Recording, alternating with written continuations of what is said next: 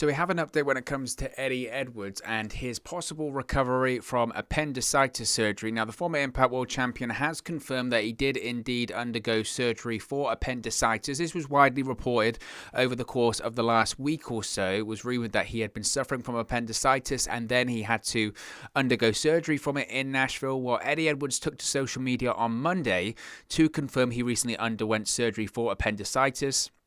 PW Insider reported on May 20th that Edwards underwent surgery on May 17. As I mentioned, Edwards posted a tweet yesterday saying, quote, "Finally back home after an extended stay in Nashville. Yeah, I'm an appendix short, but I'm good. Thank you to all who reached out. It always amazes me how supportive this industry can be. I've said it before and I'll say it again. The Impact Wrestling locker room is family. Thank you." And he posted a picture of himself with lots of get well soon cards. Now, it's currently unknown as to how long Eddie Edwards will be out of action for. Edwards most recently teamed with Juice, David Finlay and Juice Robinson at Impact Under Siege against the Impact World Champion, the Unified Impact World Champion Kenny Omega and the Good Brothers. Edwards, in fact, scored a victory for his team, pinning Carl Anderson in the six-man contest. The bout was taped back in April. So Eddie Edwards, like I said, confirms essentially what we knew when it comes to his injury, that he has undergone surgery. We don't have an update as to a return timetable or when we can expect Eddie Edwards back or when we think he will come back, anything like that. So we don't know. That's the update when it comes to him. But he's confirmed that he is going to be out of action for at least a little bit of time, one would assume, considering he's just had surgery. It's a really interesting period right now, because just when you thought you kind of had an indication, and maybe this is just par for the course of Impact Wrestling with the way that they tape their television and all this kind of stuff, but just when you thought you kind of had a feeling as to where Eddie Edwards, or where rather Impact Wrestling was going, and the plans for Eddie Edwards and the plans for the Impact World Championship and the plans for Slammiversary, just when you thought you kind of had an indication as to where things were going, things change like that, and things are constantly changing. Now, I said it before and I'll say it again, this is nothing, I guess this isn't new territory here, but I said that I felt that given what happened at Impact Under Siege with Eddie Edwards, with Kenny Omega, with the Good Brothers, with Juice, it seemed likely to me that we were going to get Eddie Edwards versus Kenny Omega. Now, when were we going to get that? Logic would suggest that was going to happen at Slammiversary, because Moose became the #1 contender for the Impact World Championship at Impact Under Siege. It was then announced that Moose will challenge for the Impact World Championship at Against All Odds. That's in June. That could have already been taped. We don't know.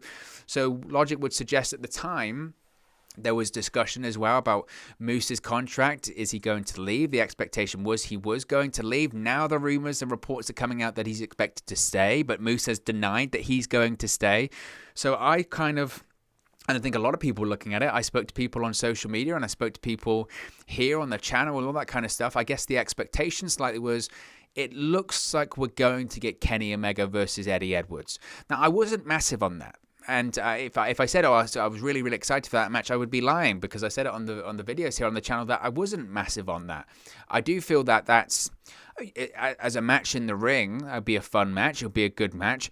Is that really the best match you can do for Slammiversary? I don't know. I don't think so. Or is that the best use of Kenny Omega's time that he has in Impact Wrestling, which is limited? He's not going to be around forever in the Impact Wrestling universe, if you will. Is that really the best use of Kenny Omega's time? And I felt that it wasn't. I can understand the Impact Wrestling perspective from it, that the kind of the storyline and the direction that they're heading in at this moment when it comes to Kenny Omega and that Unified Impact World Championship and the Good Brothers and Don Callis, and maybe this is going to lead to the storyline of Don Callis being removed as an executive vice president of the company, which in reality he has been.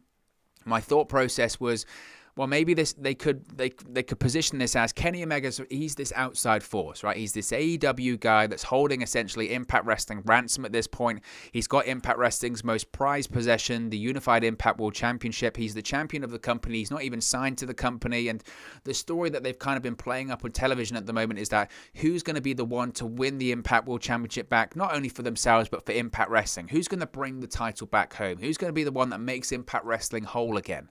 And you would think with Eddie Edwards. Eddie Edwards, over the course of especially the last few years, just because of his tenure and because of his character and because of his never say die attitude and all that kind of stuff, he's been positioned, and they've referenced this on commentary a ton of times, as the heart and soul of Impact Wrestling. He's the guy that waves the Impact Wrestling flag. He's the guy that gets beat down over and over again, but he's the real true defender of Impact Wrestling. He bleeds Impact. He's been with the company for years at this point, a real long time. He's the one that stayed around, and he's a former two-time Impact World Champion, and even as he was the Impact World Champion last year, he defied the odds. Didn't have a super long title reign, but the whole point going into Slammiversary last year was that Eddie Edwards finally had become the world champion again, and he was the heart and soul of Impact, and he was everything about the company, and the company meant so much to him. So I guess if you're going to do a storyline where an outside invading force holds your world championship, I guess it makes sense for the guy who is the true standard bearer, the flag bearer for Impact Wrestling, to challenge him, right? That makes a lot of sense, I suppose. Again, like I said before, I just wasn't sure if I was massively keen on that creative. I felt that there were better options and different options, and I think Eddie Edwards as world champion last year was fine. I don't know if he would have probably wanted a longer title reign. I know people have kind of disputed this, but I still do think it was the case. There were reports, widely talked about reports. I think even Fightful Select last year said that the plan was to have Eddie Edwards versus Ken Shamrock for the Impact World Championship at Bound for Glory. We know that Eddie Edwards did face off against Ken Shamrock, but the plan at one point was that was going to be for the Impact World Championship, but because of Eric Young's return and the angle of Rich Swan getting so hot and getting so over, they cut Eddie Edwards' title reign short. He dropped the title to Eric Young on Impact, and they went in a different direction. I don't know if it's a case of, well, don't worry about it, Eddie, because you're going to be the guy to defeat Kenny Omega and win the Impact World Championship and once again wave the flag for Impact Wrestling. I don't know. Again, I don't know the answer to that one. That match, I wasn't massively sold on it. I wasn't massively sold on the creative of that one. But now, because of the surgery and because of the recovery of Eddie Edwards, that whole situation looks very much up in the air, doesn't it? Factor in that it does appear that Moose is staying, despite what Moose is saying on social media, saying, take the news from me and only listen to me when it comes to news and all that kind of stuff. I think that there's no smoke without fire when it comes to that situation. And I know that Meltzer maybe doesn't have the best track record when it comes to reporting Impact stuff, but one would suggest that, again, the expectation is that Moose will stay. And because of that, I expect Moose to be the guy to dethrone Kenny Omega for that World Championship now. Where does that leave Eddie Edwards? I don't know. What you could suggest that maybe the plan might be now was previously, okay, it was going to be Kenny Omega versus Eddie Edwards at Slammiversary. Now, I guess maybe the plan could be, we don't even know if Eddie Edwards is going to be able to compete at Slammiversary. The recovery time from an appendicitis surgery can be 4 to 6 weeks, considering that Slammiversary is on July... what is the day? Is it July 20th or something like that? Or it might be July 13th. It's around that period of time, isn't it? Or it might be July 27th. I cannot recall off the top of my head. You can let me know in the comment section below. But that is around. It's not that far away.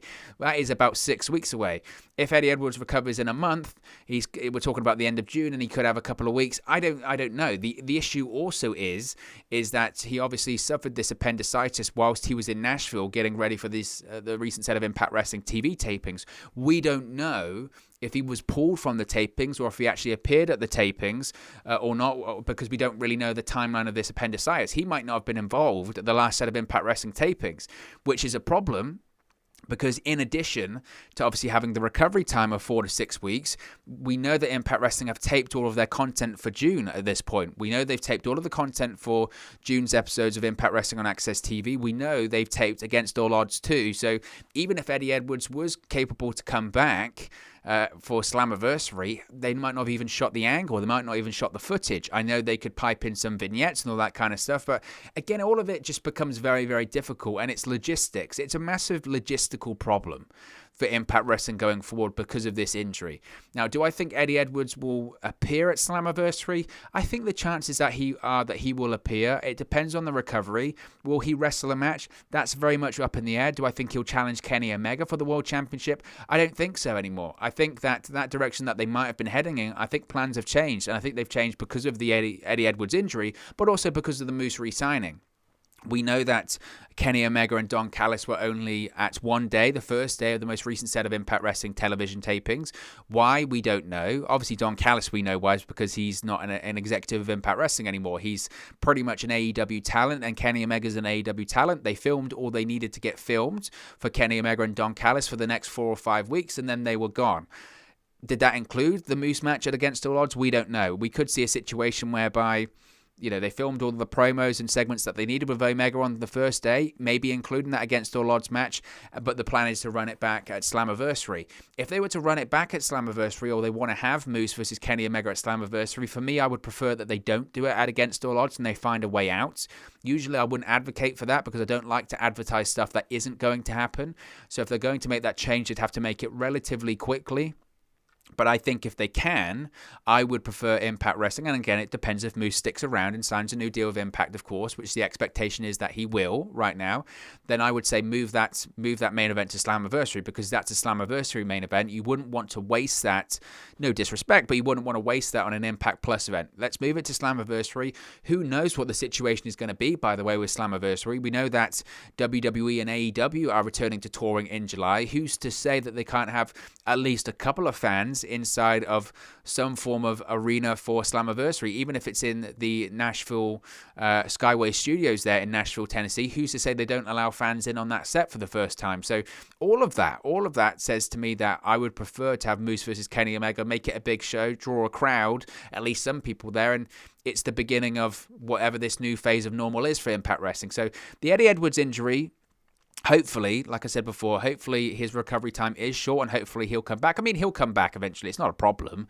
Appendicitis happens to a lot of people. It's very, very painful. Fortunately, touch wood, I've never had to deal with anything like that. I know the people that have, though, and they definitely say that. I mean, it can be very, very dangerous. If your appendix bursts and you leave it long enough, it can be, I believe it can be fatal, can't it? So thankfully, he's on the mend. Again, what happens for him for Impact Wrestling Television in the future, time will only tell. Maybe because he wasn't at the most recent set of TV tapings.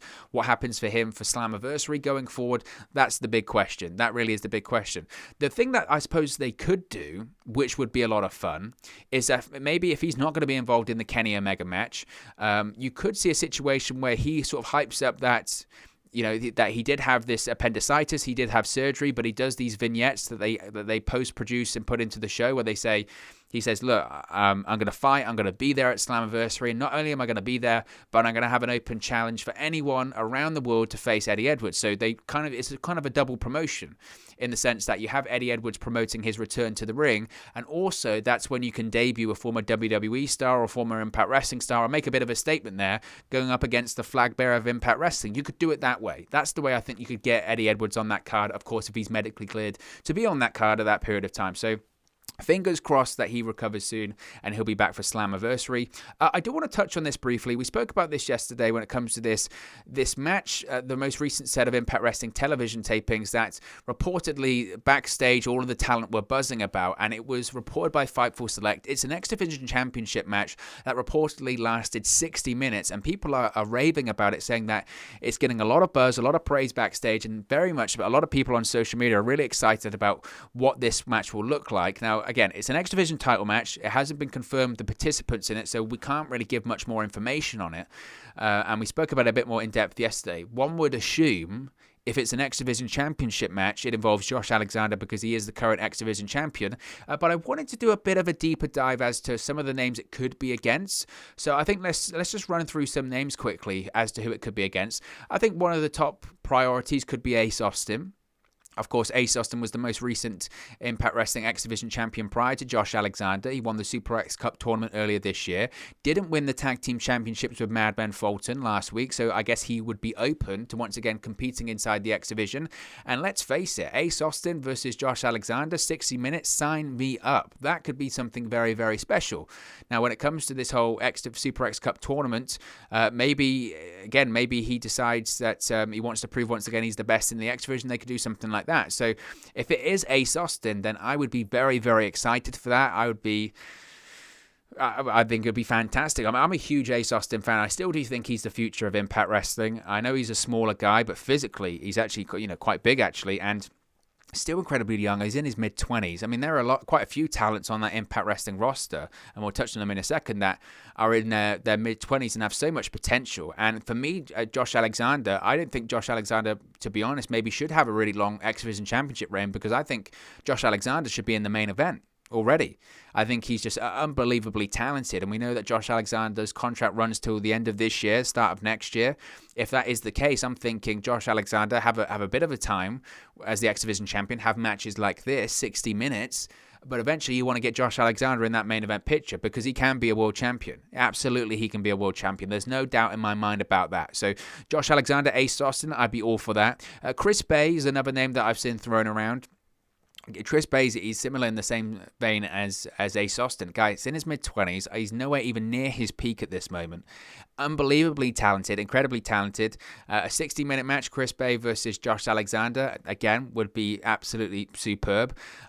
Maybe he's not quite ready for the main event scene just yet. I think he sort of dipped his toe in the pool when it comes to the main event scene last year when he had the match against Rich Swan, Final Resolution. But I think that was an indicator that he certainly can hang, and that's an indicator that he's not a million miles away from that main event scene. I was disappointed last year when it came to Chris Bay that he was the X Division champion, won it at Slammiversary last year, but had a really short title reign, only held on to it for a few weeks, dropped it to Rohit Raju at Impact Emergence, and then kind of got involved in that picture for a little bit, but again, that was really disappointing, because I felt that he was a real great advocate for the X Division. And again, someone that's just incredibly talented and has a huge amount of potential and a huge upside. So that was disappointing. But Chris Bay, I could absolutely see someone like that. I guess you also have to factor in that Ace Austin and Chris Bay are both heels and Josh Alexander is a babyface. So that makes a lot of sense. So they would be names I would certainly be really interested in seeing.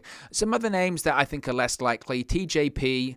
Obviously was an X Division champion previously as Manic. I just don't know if, again, TJP is a great worker. I think like a few people have some issues with some of maybe the stuff that he has said on social media over the course of the past 12 months.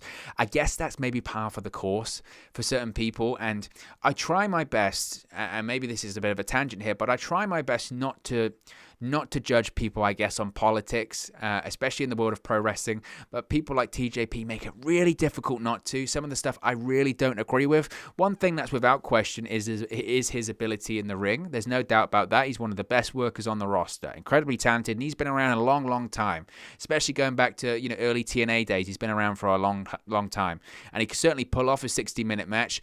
I don't know if I have the desire to see Josh Alexander versus TJP for 60 minutes in the same vein that I have the desire to see Josh Alexander versus Ace Austin or Chris Bay, though. Another name's Dina. I don't see Dina going 60 minutes with Josh Alexander. I think there's a possibility of Dina maybe winning the X Division Championship in the future. I don't know about right now. We know that Violent by Design are now the tag team champions in Joe Doring and Rhino. If Eric Young was physically healthy and medically cleared to compete right now, you could see a situation where maybe they put all the belts on him in Impact Wrestling and then they really double down on that faction. As to if they do that right now, I don't see it, especially considering that Eric Young isn't competing. Of course, he's got his torn ACL at the moment. He's out for a long time. Does Dina win the X Division Championship in the future? It's a possibility. Right now, I say no. P.E. Williams, it's funny. I was on Impact Plus the other day and I was watching the first ever episode of Impact on Fox Sports 1, and P.E. Williams is in that show, man, and he's still going today and he still looks great. He doesn't look that much different, to be honest. P.E. Williams, Canadian versus Canadian, Josh Alexander versus P.E. Williams could be a fun match. They certainly both could go 60 minutes. I don't know if... I'd say there's not a desire to see it. I would be interested in seeing it. I think Pete Williams could still pull it off, and I think it would be a great way to put Josh Alexander over, frankly, because you're talking about a guy that's a real pioneer of Impact Wrestling and the X Division. Who's to say that they don't do that? That would be certainly interesting. And the story they could tell, by the way, around Peter Williams and Josh Alexander, because Josh Alexander did have the broken neck and all that kind of stuff and the surgically repaired neck, they could do a whole story around the Canadian Destroyer and the broken neck and that it's so deadly and dangerous for Josh Alexander to take that move. They could do something really special there. So maybe let's not rule that one out. That's a fascinating storyline for the future. Other names that I think could definitely be more likely. Rich Swan, obviously, he's a former X Division champion. I don't know if I see Rich Swan getting involved in the X Division, though. Looks like he's going to be in a feud with W. Morrissey, considering what happened at Impact Under Siege. He came to the rescue of his best friend Willie Mack after W. Morrissey was beating the hell out of him. So I think Rich Swan's going to be dealing with W. Morrissey. So I think he's going to be sticking in that sort of upper card situation in Impact Wrestling right now. And then obviously another name that certainly could go 60 minutes, and I think would be a lot of people would be excited to see, that was Trey Miguel. Trey Miguel versus Josh Alexander, 60 minutes. That could be a real lot of fun. And you do wonder what is next for Trey Miguel in Impact Wrestling. He's had a feud with Sami Callihan. He was involved in that #1 contenders match at Impact Under Siege. Didn't win. Maybe he starts challenging for the X Division Championship, going after Josh Alexander. Josh Alexander versus Trey Miguel in a feud for the X Division Championship.